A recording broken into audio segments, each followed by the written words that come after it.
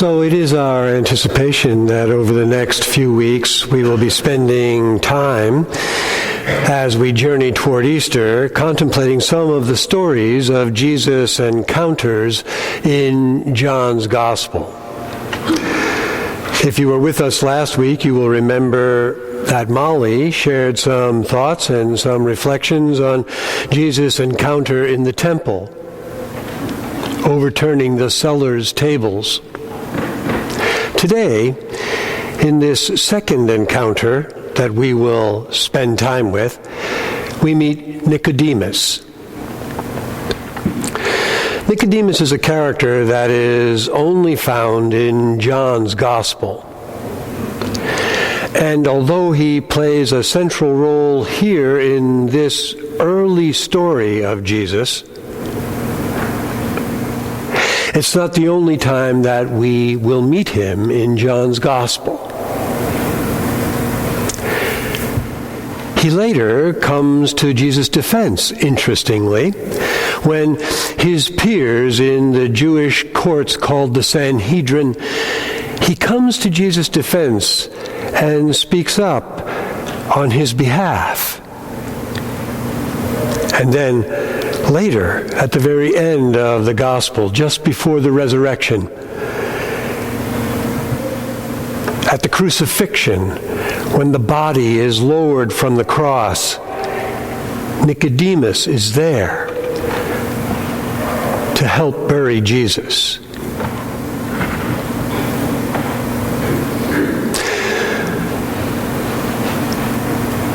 As most of you know, here at Orleans United, we have two different Bible studies that look at the text of Scripture that we explore on a Sunday morning.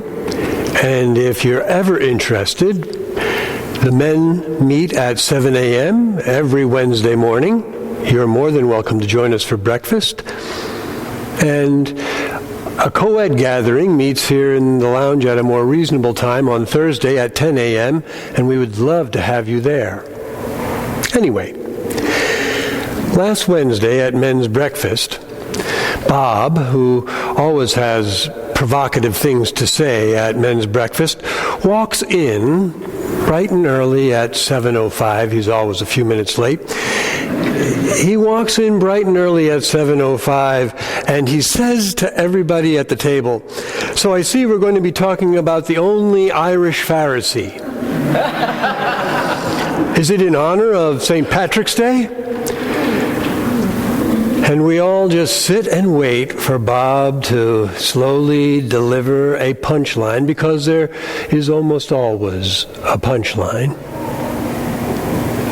You know, Nicodemus. Yeah, this is exactly our reaction, too. A lot of grunting and groaning and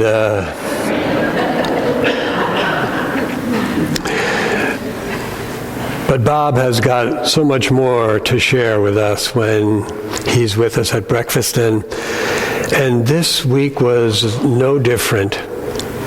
In the midst of the kind of conversation that we were having about what and who and how Nicodemus is a main character in John's Gospel story, right out of the blue, from seemingly in left field, Bob says, "You know, just to the right of Michelangelo's David sculpture, in that gallery in Florence, Italy, is a small doorway leading to a dimly lit room just off on the right. And there, on its own, the only object in the entire room,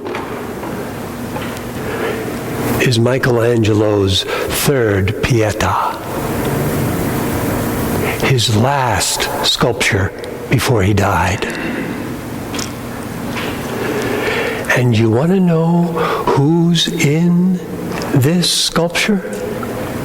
Whose arms reach out and embrace Mary and her dead son Jesus? Nicodemus.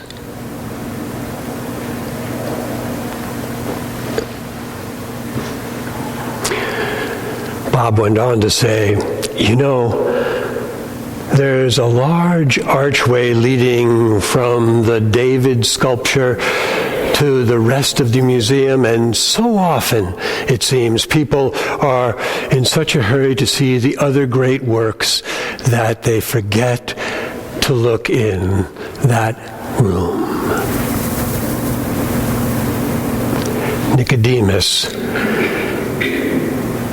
is a central character in John's Gospel. And today, we meet him at the very beginning of his journey to the Pietà.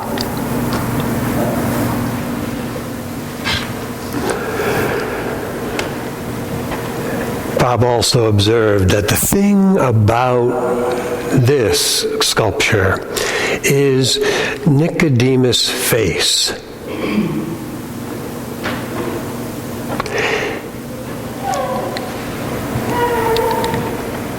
It's filled with such compassion, such sorrow, such deep awareness.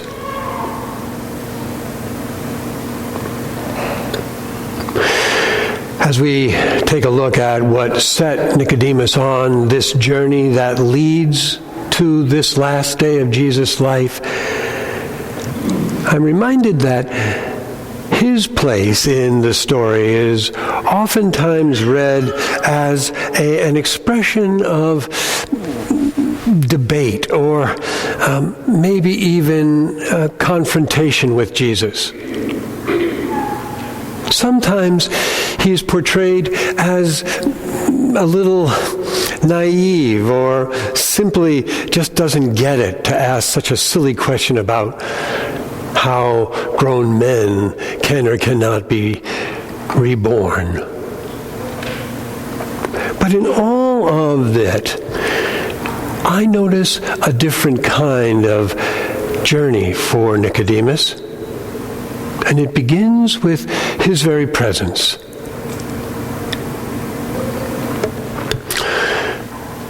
Interestingly, along with these Bible studies, we have another group study that's going on right now during Lent. It's a book study that is reading Barbara Brown Taylor's book, An Altar in the World. And this week's chapter has to do with the practice of encountering others. In it, she suggests that practicing being present with others around us, especially strangers, not taking them for granted. This is what actually connects us to God. Barbara Brown Taylor puts it this way, very briefly. So the next time you go to the grocery store, try engaging the cashier. You do not have to invite her home for lunch or anything, but take a look at her face, and while she is trying to find arugula on the laminated list of produce, look closely into her eyes. Here is someone who exists even when she's not ringing up your groceries.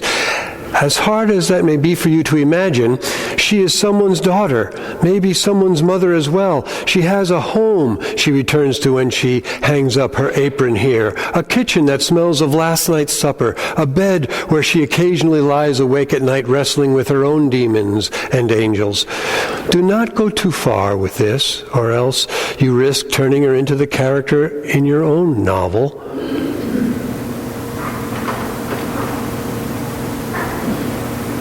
You saved $11.06 by shopping at Winn-Dixie today, she says. Looking at you. All that is required of you is to look back. Just meet her eyes for a moment when you say thanks.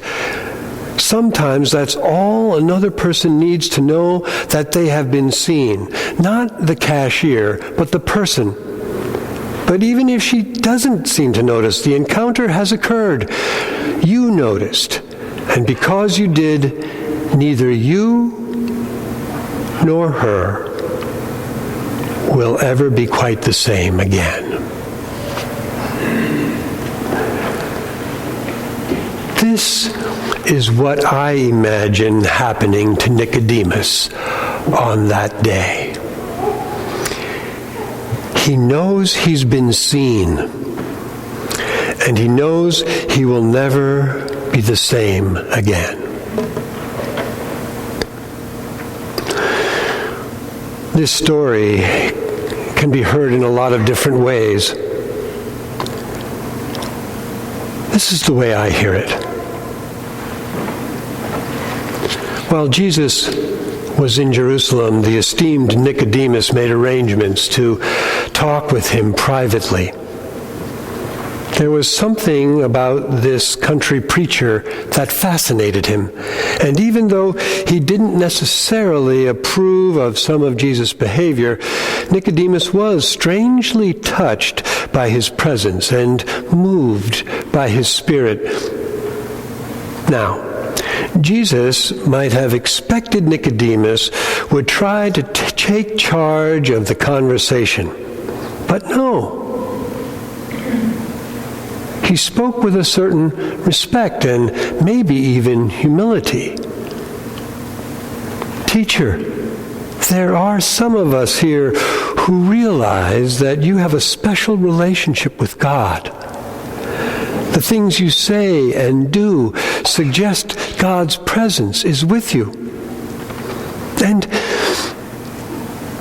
Nicodemus might have expected that Jesus would be wary of such a tactic and maybe even defensive. But no. At least that's not how I feel this conversation unfolds. During the pregnant pause following Nicodemus's greeting, Jesus looks graciously at him, eye to eye and heart to heart.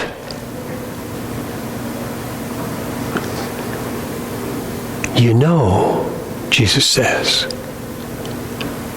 no one can ever see this, God's presence, what we call God's realm. No one can see this unless they are being born again from above. Nicodemus is feeling even more uncomfortable by this new intimacy, so he questions Jesus' peculiar metaphor. How can anyone be born again after having grown old? It's as if Nicodemus is saying, how can you expect someone who has spent his whole life perfecting his faith, becoming a respected elder in the temple, how can you expect someone so mature in his faith to start his spiritual journey all over again? And then, feeling like Jesus may have already heard what he really was saying, Nicodemus adds, almost sarcastically, with a chuckle, "You really think an old man can return a second time into the womb and be born again from above?"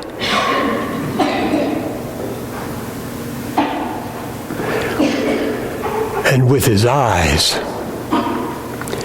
Jesus says, "Yeah, I do." Then, leaning even closer, he does speak, and he says, "You know, to enter this relationship with God, which we call God's realm, to enter God's realm. Everyone will experience spiritual rebirth. Being born in the flesh is not the only birth. Being born again and again and again in the Spirit is what matters. So you really shouldn't be surprised when I said you must be born again from above. That's the way the Spirit moves. Like wind. Even though you can hear it, you just never know where it will carry you. And everyone who is born of the Spirit catches this wind. How can this be? Nicodemus groans. And Jesus gently encourages, Nicodemus, you're a teacher of Israel, and you don't understand? Really?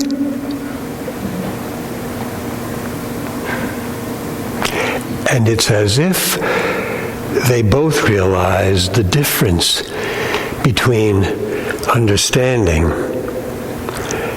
and accepting.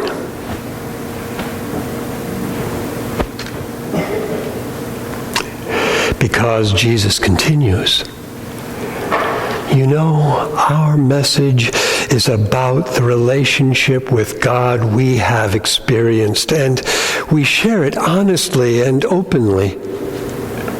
But I know it's hard to accept, especially if accepting means having to change in ways you can't even imagine. And so, Nicodemus is born.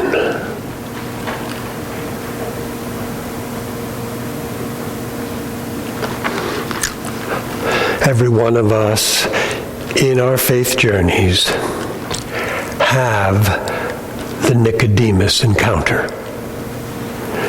Regardless of where you are, the presence of the living Christ comes so